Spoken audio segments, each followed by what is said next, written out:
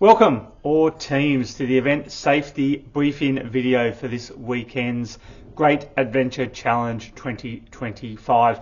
Really looking forward to putting on another terrific event on behalf of Starlight Children's Foundation and the great work that they do. Before we get started, I'd like to take this opportunity to acknowledge the traditional custodians upon whose land we will be meeting and pay our respects to their elders past, present and emerging. A few safety things I'd like to go over in this video, so please be patient and make sure you watch the entire thing prior to starting on Saturday. Firstly, if you get into any difficulty out on course, your first point of call are going to be your teammates. You'll all be on course in teams of 4, so if one of you get into difficulty, please render any assistance to your teammate as needed. If you require further assistance, there are some emergency contact numbers printed on your course description, so make sure you give one of those a call if needed, and then we can initiate the appropriate first aid response for you.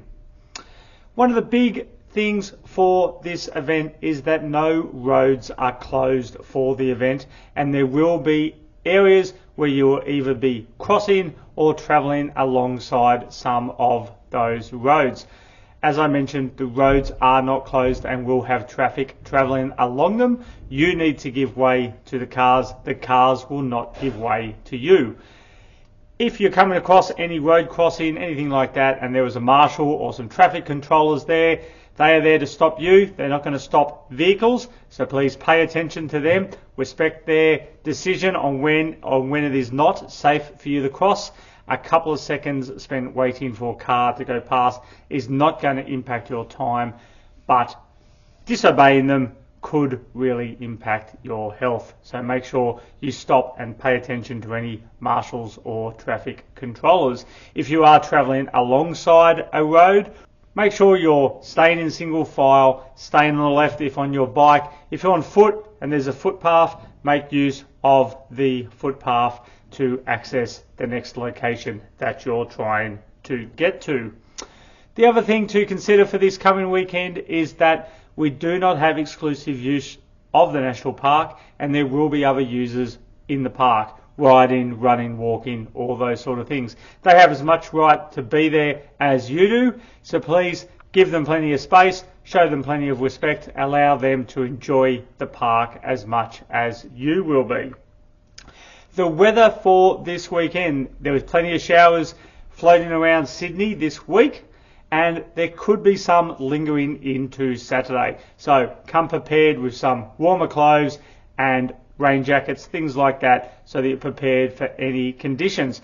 The rain that we have had does mean that things could be a bit muddy underfoot in different locations, so pay attention to that when out on course. For the mountain biking legs, we ask that you make sure that you ride to your ability.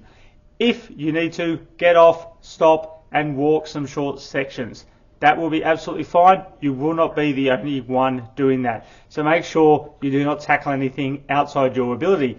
The way the course has been designed, everything should be very rideable, but there are some sections of single track that can be of concern for some people that aren't very experienced mountain bikers, but we have ridden them. They are a lot of fun. Focus on sticking to the center of the trail, bumping over any small logs and things like that you might come across, and you'll be absolutely fine and you'll have a blast. Make sure that you're especially careful on the mountain bikes when heading downhill. That's when you're going to be moving the quickest, and any accident could have the biggest impact. So make sure you're getting on the brakes, riding at a nice sensible speed on any downhill sections. Especially watch out for any water bars or bumps in the road when travelling quickly downhill. They could throw you into the air when you don't expect it. Pay attention, look ahead, keep those wheels on the ground is the best idea. For the running legs, as I mentioned earlier, there has been some rain around, so the tracks could be a bit slippery, especially when you're in some of the creek lines or crossing some creeks on parts of the course. So watch your foot in those locations. Make sure you stay nice and low and keep your traction nice and steady so you can get through those sections. Then for the kayaking sections, we ask that you carry the kayaks to and from the water's edge. You are not to drag the kayaks. Dragging the kayaks in and out of the water will put a hole in the bottom of the kayak and it will then fill with water. So make sure you are carrying the kayaks. Your teammates who are there, your support crew are there at the same time. They can all help you to carry the kayak in and out of the water. Then when you get the kayak into the water, don't sit it on the bank, then sit in the kayak and try to push off or lever yourself off with the paddle off the ground. That will just either, once again, put a hole in the bottom of the boat or damage the paddle that you need to use for that leg. You will get wet feet and a wet bum when in the kayaks. So therefore, put the kayak in the water, walk in until you're about shin deep, and then get in the kayak and away you go. The water does sit in the bottom of the kayaks. The reason it does that is that keeps them especially stable so you can't tip out at all. So they're nice, safe kayaks in that regards. However, whenever you are using the kayaks, you must be wearing a life jacket. Please remember that when getting onto the kayaks.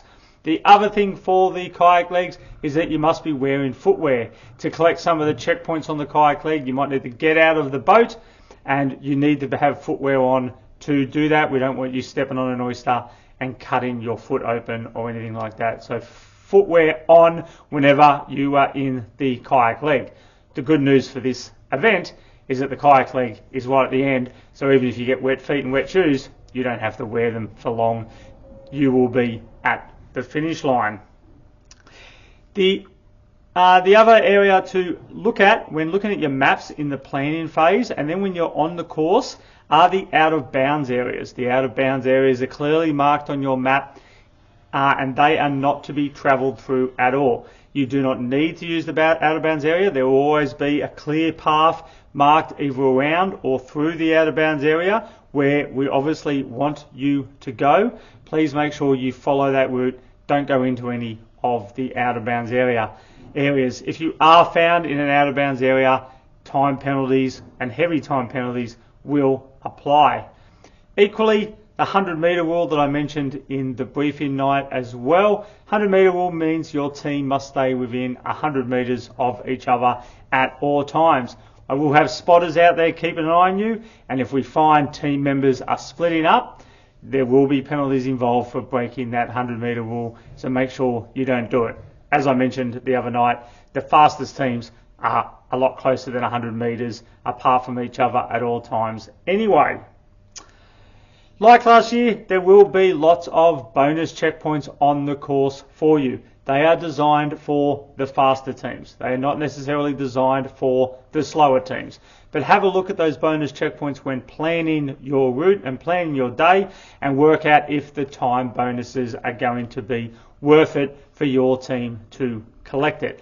But they are really there to extend the day of the faster teams. If you are a faster team and you skip all those bonus checkpoints and head straight for the finish, you'll get there nice and quickly. You might just then be waiting a while before everyone else starts to finish. So what we want to do is use those bonus checkpoints to keep everyone finishing in a nice concentrated time period rather than spread out over hours and hours. Looking forward to seeing some of you on Friday where I'll hand over the maps for the event. Some of you might see my colleague Ellen. She'll be handing out some of the maps to some of the teams as well. When you get those maps, as I said, make sure you look at the map in conjunction with the course description. Do all your planning, do anything like that. If you have any questions, please reach out to us. More than happy to help answer any questions you might have. Otherwise, we look forward to seeing you bright and early on Saturday for the Great Adventure Challenge 2025. Thanks very much.